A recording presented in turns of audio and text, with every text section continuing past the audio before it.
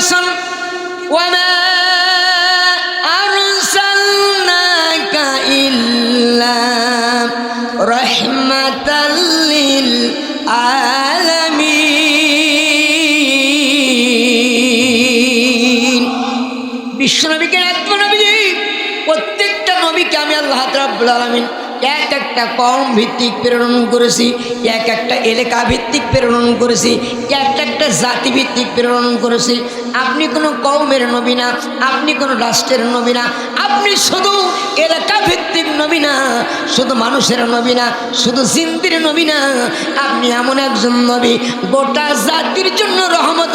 যত মাকলুকাত পৃথিবীতে আসছেন সমস্ত মাকলুকাতের জন্য একজন নবী রহমত স্বরূপ তিনি আর কেউ নন।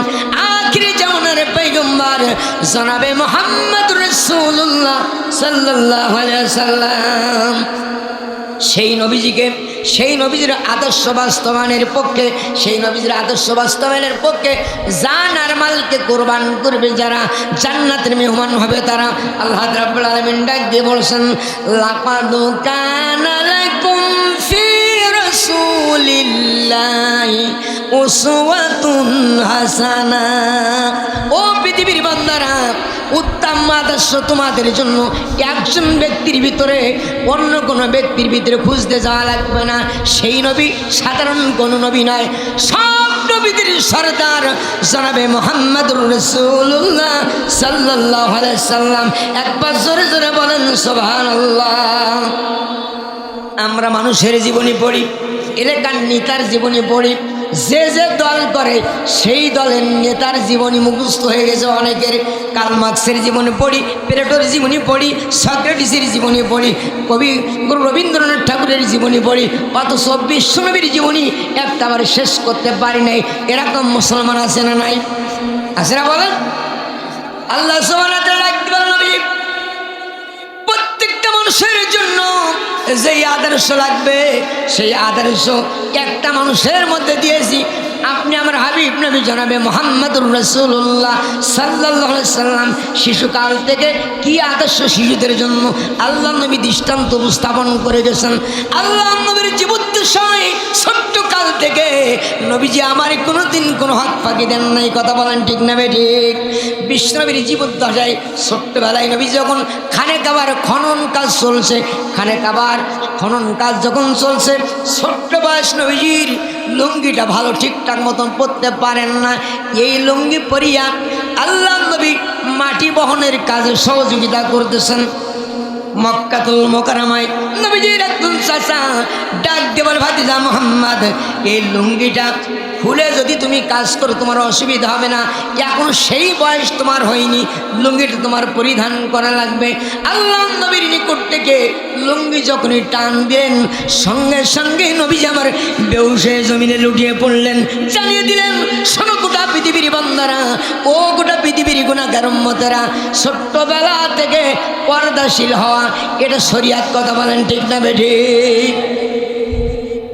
এখন তো আমাদের একটু টাকা পয়সা হলে হাফ প্যান্ট পরে আবার চুলের কাটিং যা সেটা ফেরেশতা বুঝবে না কোন কায়দার কাটিং। এরপরে চশমা একটা চোখে না দিয়ে দেয় কপালে, হুন্ডা একটা নিয়ে ডাইন হাতটাকে চা সিগারেট আর বাম হাতটাকে চায়ের কাপ। কথা বলেন, কথা বলেন। একটা সিগারেট টান দিয়া ধোঁয়া উপরের দিক দিয়া আবার টান তাকাইয়া দেখে কত দূর চলে গেল। আমার ভাবছিলাম একান্ত বন্ধুরা আমার নবীজি আমার এই আদর্শের ব্যক্তি, এই আদর্শ লালন করে নাই। আল্লাহ নবীর জীবদ্দশায় কখনো নবীজির সতর পর্যন্ত, নবীজির সেনা পর্যন্ত কেউ দেখে নাই। এই নবীজি আমার 2 বছর মা হালিমাতুস সাদিয়ার বাড়িতে থাকলেন। দুগ্ধ পান করানো শেষ, মা হালিমাতুস সাদিয়া ডাক দিয়ে বলে, ও বোন আমিনা, সাধারণত 2 বছর করে সন্তানগুলো থাকে দুগ্ধ পান করানোর জন্য, কিন্তু এমন একটা বরকতময় ছেলে আমি আর 2টা বছর আপনার কাছ থেকে সে নিতে চাই। মা আমিনা দিতে চাইছে না, কিন্তু মা হালিমাতুস সাদিয়া জোর করে সে নিলেন বরকত হিসাবে। যেই বাড়িতে আসার পরে বরকত, চতুর্দিক থেকে বরকত পরিপূর্ণ হয়ে গেছে। মা আমিনা আমিনা আর 2টা বছর দিয়ে দিলেন, 4 বছর থাকলো। এরপরে আল্লাহ নবী আখিরি জামানার পয়গম্বর হালিমাতুস সাদিয়ার বাড়ি থেকে যখন মায়ের নিকটে আসলেন, 6 বছর বয়সে নবীজির মা দুনিয়া থেকে বিদায় হয়ে গেলেন। 6 মাস বয়সে আব্বা, 6 বছর বয়সে মা। আমরা সাধারণত ইয়াতিম বলি, মা সে তো আব্বা নাই, আব্বা সে তো মা নাই। আর আমার আপনার নবী এমন ইয়াতিম নবী, মাও নাই আব্বাও নাই। দাদা আব্দুল মুত্তালিবের অধীনে লালিত পালিত হচ্ছেন। কিছুদিন পরে দাদা দুনিয়া থেকে বিদায় হয়ে যাবেন। ডাক দিয়ে বলেন, ও আমার পুত্র আবু তালেব, আমার নিকটে আসো। আমি বুঝি পৃথিবীতে বেশি দিন নাড়া থাকবো না। আমার ইয়াতিম মুহাম্মদকে তোমার অধীনে রেখে গেলাম। খবরদার খবরদার, আমার ইয়াতিম মুহাম্মদ যেন কষ্ট না পায়। খাজা আবু তালেব অপেক্ষাকৃত একটু অস্বাস্থ্য অবস্থায় দিনাতিবাদ করতেন। খাজা আবু তালেবের বাড়িতে যেই দিন রান্না হতো নবীজি সেই দিন খেতেন, রান্না না হলে নবীজি খেতেন না। হঠাৎ করে নবীজির জ্বর এসেছে, প্রচণ্ড জ্বর। সকালে খাওয়া না, দুপুরে খাওয়া না, বাড়িতে কেউ নাই, যার যার মতো রিজিকের অন্বেষণে বের হয়ে গেছে। বিশ্বনবী আখিরি জামানার পয়গম্বর ইয়াতিম নবীর সমস্ত শরীরটা পুড়িয়ে যাচ্ছে, মাথায় পানি ঢেলে দেবে এরকম পাশে কেমন নাই, ভাই নাই, বোন নাই, আব্বাও নাই, আম্মাও নাই। কেমন ইয়াতিম নবী আমার, আল্লাহর কাছে দরখাস্ত করে নাই বারে রে গান। আমার একজন ভাই নাই, একজন বোন নাই, অসুস্থ অবস্থায় মাথায় পানি দেবে এমন কোনো লোক নাই। কেন এই অবস্থায় আমারে ফেলায় দিলেন? এরকম বদ্দা নবীজি আমার এরকম দোয়া নবীজি করলেন না, এরকমভাবে আল্লাহর কাছে চাইলেন না আমার নবীজি। এরপরে সন্তুষ্ট হয়ে আসেন, ডাকতে বলেন, বারে রে গান, ইমানের উপর থাকতে পারে তৌফিক দিয়ে দাও। বিশ্বনবী তার জীবদ্দশায়, নবীজির জীবদ্দশায় কোনোদিন গান বাজনা শোনেন নাই, গান বাজনা শোনেন নাই। কোনো গান বাজনার আসর যখন হতো নবীজি সেই দিকে যান নাই, খেলাধুলায় অংশগ্রহণ করেন নাই। নবীজি আমার আল্লাহ নবী আখিরি জামানার পয়গম্বর হাবিব নবী জনাবে মুহাম্মদুর রাসূলুল্লাহ সাল্লাল্লাহু আলাইহি সাল্লাম চাচা আবু তালেবের অধীনে লালিত পালিত হতে লাগলেন। বিশ্বনবী 17 বছর বয়স যখন, ও 17 বছরের যুবকেরা এখন এই 17 বছর, 20 বছর, 15 বছরের যুবকেরা ফ্রি ফায়ার নিয়ে ব্যস্ত থাকে, ফেসবুক নিয়ে ব্যস্ত থাকে, ইউটিউব নিয়ে ব্যস্ত থাকে। ও যুবকেরা, আল্লাহ নবী আখিরি জামানার পয়গম্বর এই সমাজের যুবকদেরকে একত্রিত করার পরে যুবকদের নিয়ে একটা সংগঠন তৈরি করলেন। মানুষের মানবতা বঞ্চিত মানুষের হক ফেরায় দেওয়ার জন্য একত্রিত করলেন। দাওয়াতি মিশন শুরু হয়ে গেল। নবীজির বয়স 17 বছর। কত বছর? 17 বছর। দাওয়াতি মিশন চালানো আরম্ভ করলেন। দাওয়াতি কাজ 23টা বছর দিলেন নবীজি। তখন নবীজির উপরে কোরআনুল কারীম নাজিল হয় নাই। নবীজির বয়স মাত্র 40 বছর। এবার আল্লাহ রাব্বুল আলামিন নবীজিকে ডাকলো, নবী নবুয়তের আগে 1 নাই 2 নাই, 17 থেকে 40 বছর, 23টা বছর দাওয়াতি কাজ করলাম। কোরআন নাজিল হয় নাই, কেউ আপনারে গালিগালাজ করে না, কেউ বড় কথা বলে না, কেউ দাঙ্গা হামাঙ্গা করে না। সবাই আল্লাহ আমিন উপাধি দিল, সত্যবাদী উপাধি দিল, আমানতদারিত্বের উপাধি দিল। গোটা পৃথিবীর ভিতরে মুহাম্মাদের মতো ভালো ছিল আর নাই। ও মুহাম্মদ, ও আমার হাবিব নবী, এবার কোরআন দিয়ে দাওয়াতি কাজ করতে হবে। প্রকৃত বন্ধু কারা আর শত্রু কারা, হকপন্থী কারা, বাতিলপন্থী কারা, এইবার বোঝা যাবে। কথা বলেন ঠিক না বেঠে? নবীজি আমার 40 বছর বয়সে কালিমার দান দিবেন, লা ইলাহা ইল্লাল্লাহু তুফলিহুন।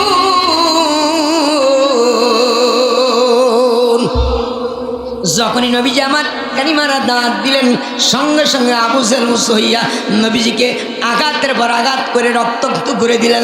নবীজি ডাকতে বলে, ও মক্কা জমিনের নেতারা, 1টা না 2টা না 40টা বছর আপনাদের মধ্যে আমি আছি। আপনাদের মধ্যে 40টা বছর আমি দিনাতিবাদ করলাম, 40টা বছর আমার জীবন আপনারা দেখেছেন, আমার রাত দেখেছেন, দিন দেখেছেন, কেউ কোনো দিন বড় কথা বলেন নাই। হঠাৎ করে যেই কালিমারা দাঁত দিলাম, আপনারা কেন আমার উপরে চড়াও হয়ে গেলেন? ইয়াতিম নবীর উপরে যেই নবীজির চেহারা মোবারকে কোনোদিন মশা মাছি বসে নাই, এই নবীজির চেহারা মোবারক তোমরা রক্তাক্ত করে জুব্বা মোবারক ভেজাই দিলে কেন? আল্লাহ নবী যেই দিন কালিমারা দাঁত দিলেন, সেই দিন কাফির বেঈমানরা নবীজিকে রক্তাক্ত করেছে। ওই কাফির বেঈমানরা আজ বুঝি বাংলাদেশে নেই। আছে না, আছে না, আছে না? দেখেন, এই বিগত স্বৈরাচারের আমলে প্রায় 15 থেকে 17 বছর সারা বাংলাদেশে ওয়াজ করেছি। যারাই বাহাবা দিত, যারাই মারহাবা দিত, যারাই দাঁত করে নিয়ে যেত, হ্যাঁ হকপন্থী হুজুর, একই ওয়াজ, ওয়াজের কোনো পরিবর্তন নেই। সেই ওয়াজ করলে এখন বলে হুজুর রাজনীতি করতেছে। কথা বলেন, কথা বলেন। এখন তো আপন জন্য আমার কোরআন কিন্তু এক কোরআন, কোরআন দ্বিতীয় নাজিল হবেন একই কোরআন, নবীর একই কিতাব, একই নবীর আদর্শ, একই কথা। কিছু সময় আপনার ভালো লাগবে, কিছু সময় ভালো লাগবে না। তার মানে আপনার ঈমান নামক বারুদ নষ্ট হয়ে গেছে, মুনাফিক আপনার ভিতরে প্রবেশ করে গিয়েছে।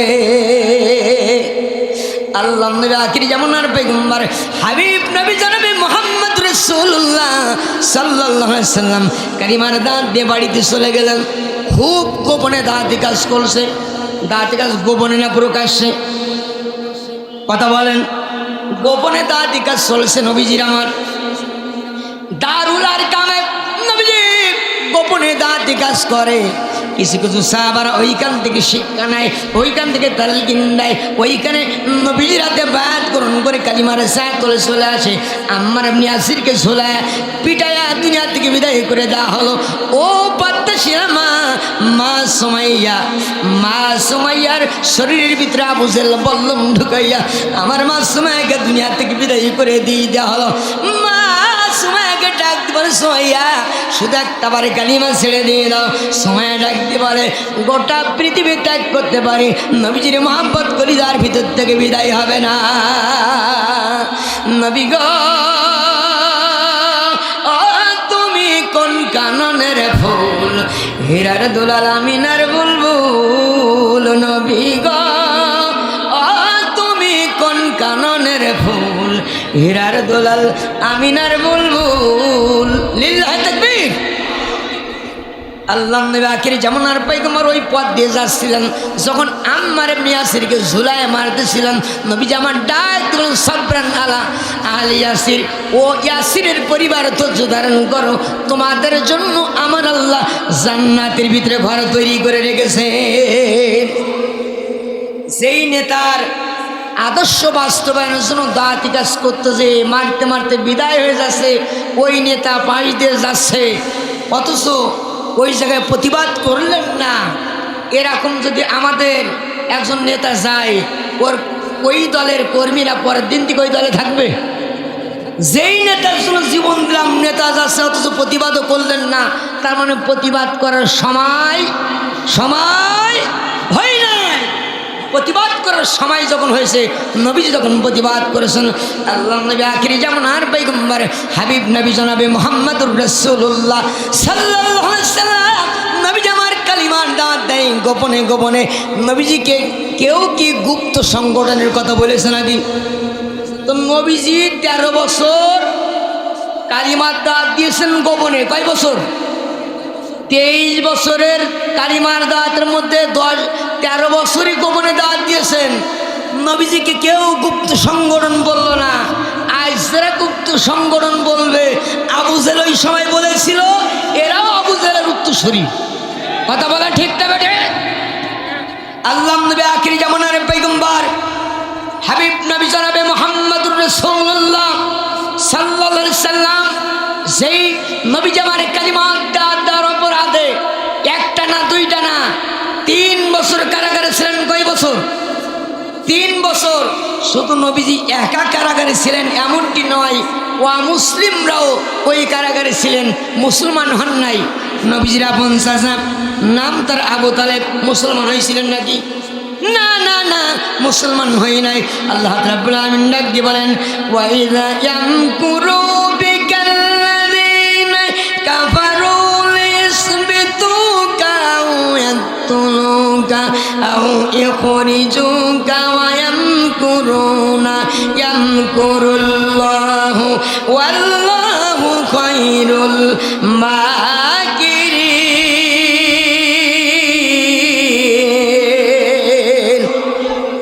ওগো নবীজি, বিনা অপরাধে কোনো অপরাধ আপনার লাগবে না। এই কালিমাত দেওয়ার অপরাধে আপনার কারাগারে ঢুকাবে, এখান থেকে হত্যা করার পরিকল্পনা করবে, কারাগারে নবীজিকে দিলেন। কালিমাত দেওয়ার অপরাধে এখান থেকে আর একটু 10 বছর 5 বছর পূর্বে ফিরে যান। আমাদের সমাজে কলমাখানা হতো কিনা? কলমাখানার দিন এসে বলতো, হুজুর আমি 10,000 কলমা পড়েছি, আমি 20,000, আমি 50,000, আমি 1 লাখ কলমা পড়েছি। কথা বলেন। নবীজি একবার কালিমা পড়ার কারণে সমস্ত শরীরটা রক্তাক্ত হয়ে গেছে। নবীজি ওই কালিমার দাঁত দেওয়ার অপরাধে 3 বছর কারাগারে। আপনি 1 লক্ষ কালিমা পড়লেন, আপনার কোনো ফিলিংস হলো না, আপনার কোনো বাধা আসলো না। তার মানে নবীজির কালিমা আর আপনার কালিমা এক কালিমা।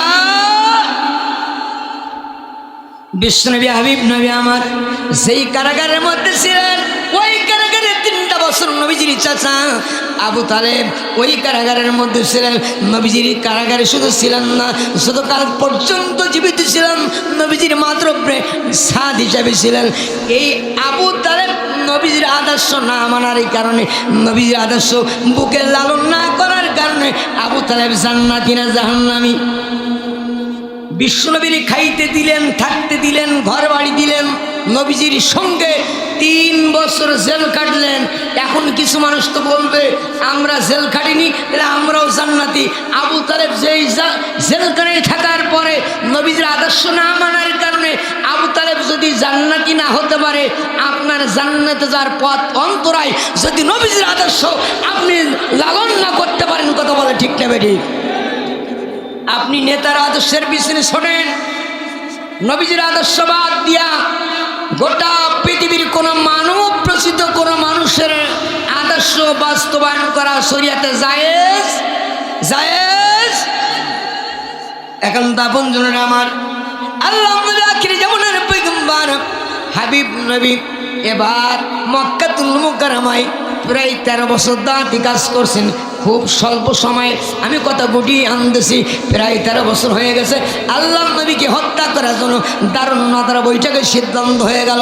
আল্লাহ রাব্বুল আলামিন ডাক দিল, নবীজি আজ রাতে আর এই মক্কায় থাকা যাবে না, মক্কা ডাক্তার মদিনার উদ্দেশ্যে রওনা দিতে হবে। ওয়ামা রামাইতা ইয রামাইতা ওয়ালাকিন্নাল্লাহ রামা। নবীজি গভীর রাজনীতিতে উঠলেন, ওঠার পরে লক্ষ্য করলেন কাফির বেঈমান চতুর্দিকে ঘেরা করে ধরেছে। আল্লাহ ডাক বলেন, আলী, ও আলী রে একটু ওঠো। একটাকে সেরে খোদা আলী উঠে বসে গেছেন। আলী রে আজ রাতে মক্কা ত্যাগ করে আমার মদিনায় যেতে হবে। কিন্তু আমি নবীজি, আমাকে যদি কাফির বেঈমানরা না পাই আমাকে খুঁজতে আরম্ভ করবে, বেশি দূর আমি আগেইতে পারবো না। আরে আমি নবীজি যেখানে শুয়েছিলাম, আমার মাথা যেখানে, তোমার মাথা সেই দিকে থাকবে। আমি নবীজির পা যেই দিকে, তোমার পা সেই দিকে থাকবে। আমি নবীজির সাদা চাদরটা, গায়ের সাদা চাদরটা তোমার গায়ে দিয়ে দেবো, তোমার গায়ের সবুজ চাদরটা নিয়ে আমি বের হয়ে যাব। সকাল যখন হয়ে যাবে কাফির বেঈমানরা আমি নবীজিকে না পেয়ে তোমার টুকরা টুকরা করে ফেলবে। তোমার কোনো আপত্তি আছে নাকি? শেখ আলী ডাক দিল, নবীজি আল্লাহ নবী, আমি আলীর জীবনের পরিবর্তে এই পৃথিবীতে ঘুরে বেড়াবে, এর সে বড় সাবা আমার জীবনে হতে পারে না। ইয়া রাসূলুল্লাহ, বিশ্বনবী এই পৃথিবীতে ঘুরে বেড়াবে, এই পৃথিবীতে বেঁচে থাকবে, আমার জীবনের পরিবর্তে আমি আলী, আমার একটা না দুইটা না লক্ষ লক্ষ জীবন যদি থাকতো, প্রত্যেকটা জীবন আমি বিশ্বনবীর মহব্বতে কুরবান করে দিতাম। আল্লাহু আকবার বলেন। আল্লাহ নবী আখিরি জামানার পয়গম্বর এবার বাড়ি থেকে বের হয়ে গেলেন। বাড়ি থেকে বের হলেন, এক মুষ্টি বালু নিলেন। ওয়ামা রামাইতা ইয রামাইতা ওয়ালাকিন্নাল্লাহ রামা। এক মুষ্টি বালু নিয়া শুধু কাফিরদের উদ্দেশ্যে ছুড়ে মারলেন। প্রত্যেকটা কাফিরদের চোখের ভিতরে প্রবেশ হয়ে গেল, ওরা চোখ ডলা দিতে আরম্ভ করলো। নবী যেই ফাঁক দিয়ে চলে গেলেন, আল্লাহ নবী কোথাও গেলেন না, সর্বপ্রথম খানে কাবার দরজায় গেলেন। খানে কাবার দরজা ভিতর থেকে লক করা, তার মানে খানে কাবার চাবি আল্লাহ ভেতরে আছে। ডাক দিল ওসমান ইবনে তালহা, ওসমান ইবনে তালহা একটু ওঠো। ওসমান ইবনে তালহা জাগ্রত হয়ে গেছে। ওসমান ইবনে তালহা তুমি কি আমার চেনো নাকি? ওসমান ইবনে তালহা ডাক দিয়ে বলে, কেন চেনো না? তুমি তো বাপদাদার 14 গোষ্ঠীর মুখে কালি লেপন করে নতুন ধর্মের প্রবর্তক, তুমি একজন গণক, তুমি একজন জাদুকর। নবীজিরে কি বলে? জাদুকর। যারা নবীজির ওই সময় জাদুকর বলেছিল, ওদের উত্তরসূরি কিয়ামত পর্যন্ত থাকবে, এরাই কেবল নায়েবে রাসূলদের রাজাকার বলতে পারে। ঠিক না বেটে? এখন দাবনজনের আমার আল্লাহ নবী ডাক দিয়ে বলে, ও তালহারে একটু দরজা খুলে দাও, 2 রাকাত নামাজ আদায় করবো। ওসমান ইবনে তালহা দরজা খোলে না। এরপরে নবীজি অন্যায় বিনয় করার পরে দরজা খুলে দিয়েছে, নবীজিকে ঢুকতে দেবে না। বিশ্ব নবী খানে কাবার ভিতরে ঢুকতে পারবে না, খানে কাবার দখল করে নিয়েছে ওসমান ইবনে তালহা। আজও কিছু নেতারা বলে মসজিদ দখল করব। কথা বলেন, কথা বলেন, মসজিদ দখল করবেন। আসেন মসজিদ দখল করতে, আমরা মসজিদ ছেড়ে দেব। বাংলাদেশে 5.5 থেকে 6 লক্ষ জামে মসজিদ, 6 লক্ষ জামে মসজিদের ইমাম যদি আগামী জুম্মার দিনে স্ট্রাইক করে, আমরা জুমা পড়াবো না, বাংলাদেশে কিন্তু অটোমেটিক্যাল আর একটা বিপ্লব ঘটে যাবে। ঠিক না বেঠে? সুতরাং আলেমদের বিরুদ্ধে লাগ দিয়ে শোনা, আলেমদের বিরুদ্ধে লাগ দেশে একদল কিন্তু হেলিকপ্টার পালাইছে, আপনার ভ্যানে ওঠার সুযোগ পাবেন না। কথা বলেন, আলেমরা জাগ্রত হয়ে গেছে। জাতির শ্রেষ্ঠ সন্তান, জাতির শ্রেষ্ঠ সন্তান আলেমদের বিবেক জাগ্রত হয়ে গেছে।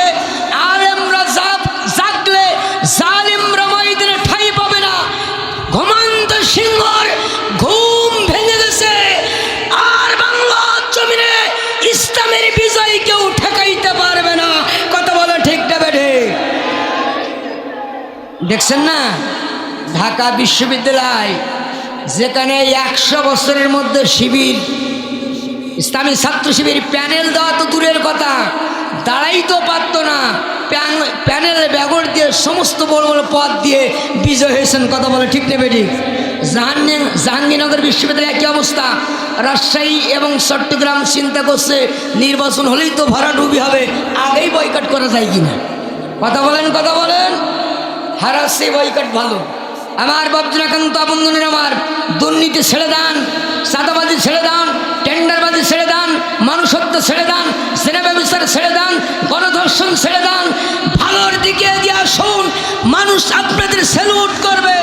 আর যদি খারাপের দিকে চলে যান, এর যে করুণ পরিণতি আপনাদের জন্য অপেক্ষা করছে। কথা বলে ঠিক তবে একান্ত বন্ধুরা আমার, আসুন সামনে দিকে গিয়ে যায়। আল্লাহ নবী আখির জামানার পয়গম্বরকে খানে কাবায় ঢুকতে দিলেন না। সেই নবী আমার 13টা বছর মক্কায় থাকলেন, 13টা সেকেন্ডের ক্ষতি করলেন না কাউকে। এই মক্কা থেকে নবীজিকে তাড়িয়ে দেওয়া হলো, নবীজি চলে গেলেন মদিনায়। কিন্তু মদিনায় ওরা বসেছিল না, মদিনায় ষড়যন্ত্র আরম্ভ করলো আল্লাহ নবীকে হত্যা করার জন্য। নবগঠিত মদিনা রাষ্ট্র চুরমার করে দিয়ে দেবে, ভাঙচুর করে দিয়ে দেবে। আল্লাহ রাব্বুল আলামিন ডাক দিল, নবীজি আমি আল্লাহ রাব্বুল আলামিন এবার প্রতিবাদ করার মতো পরিবেশ তৈরি করে দিয়েছি। আর মার খাওয়া লাগবে না, এবার পাল্টা আঘাত দেওয়া লাগবে। সুতরাং 17.5 বছর আমরা শুধু ঠেকাই গেছি, এইবার শুধু ঠেকাঠেকি হবে না, পাল্টা জবাব দেওয়া হবে। কথা বলা ঠিক তবে ঠিক? আলেম ওলামার বিরুদ্ধে, ইসলামের বিরুদ্ধে, দাঁড়িয়ে সুন্নাহর বিরুদ্ধে, তাহাজ্জুদ তামাদ্দুনের বিরুদ্ধে যদি আবার দাঁড়াইতে চাই, বাংলাদেশের টেকনাফ থেকে তেতুলিয়া, রূপসা থেকে পাথুরিয়া, সুন্দরবন থেকে বান্দরবন, 18 কোটি তাওহীদি জনতা বুকে কুরআনুল কারীম নিয়ে রাজপথে নামবে। গোটা পৃথিবীর শক্তি ঠেকাইতে পারবে না। এইটা যদি আসে, কারা কারা থাকতে রাজি আছেন? দুহাত তুলে মালিককে দেখাই দেন।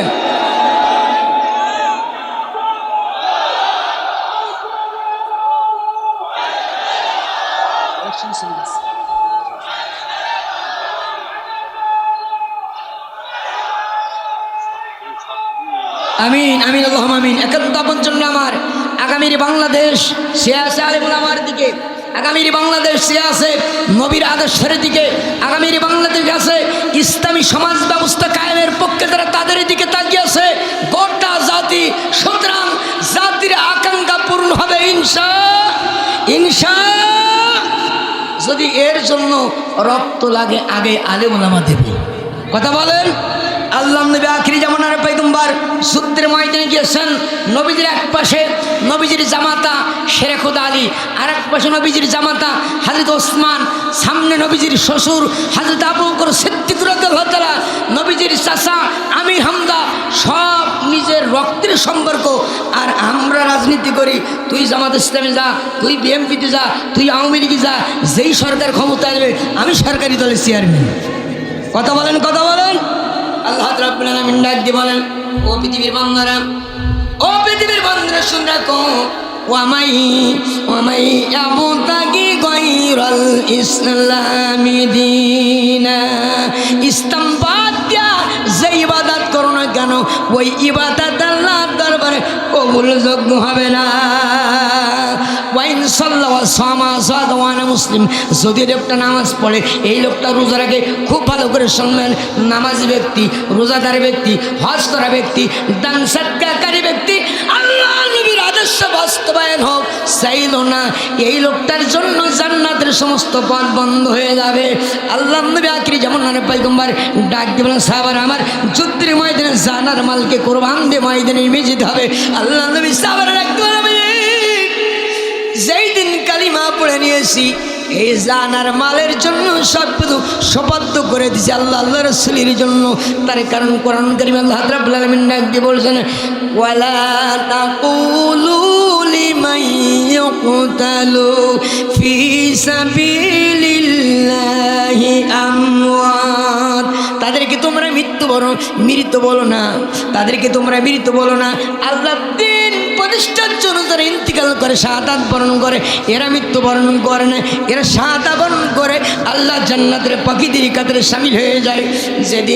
যেদিন হাতে আব্দুল্লাহ ইবনে জাবের দুনিয়া থেকে বিদায় হয়ে গেলেন, পরের দিন সকালবেলা নবীজি আব্দুল্লাহ ইবনে জাবেরের ছেলেকে ডাক দিয়ে বলে, ও আমার সাহাবা, তোমার আব্বা গতকালকে শাহাদাত বরণ করছে, কোন অবস্থায় আছো তুমি কি জানো? ডাক দিয়ে বলে, নবীজি আলহামদুলিল্লাহ। দেখেন না সেইতেই 1000 টাকা সাবেক চেয়ারম্যান আব্দুল মজিদ বিশ্বাস 1000 টাকা, লিল্লাহে তাকবীর, না তাকবীর। রব্বুল আলামিন দানকানা কবুল মঞ্জুর করে নাও, হায়াত রাখি দিয়ে দাও, জানে মালে বরকত দিয়ে দাও, দানকারীরা দানো আল্লাহ কবুল করে দাও, পরকালে নুরি টুপি মাথায় পরায়ো। ও আমার বাপদানরা, আল্লাহ নবী ডাক দিব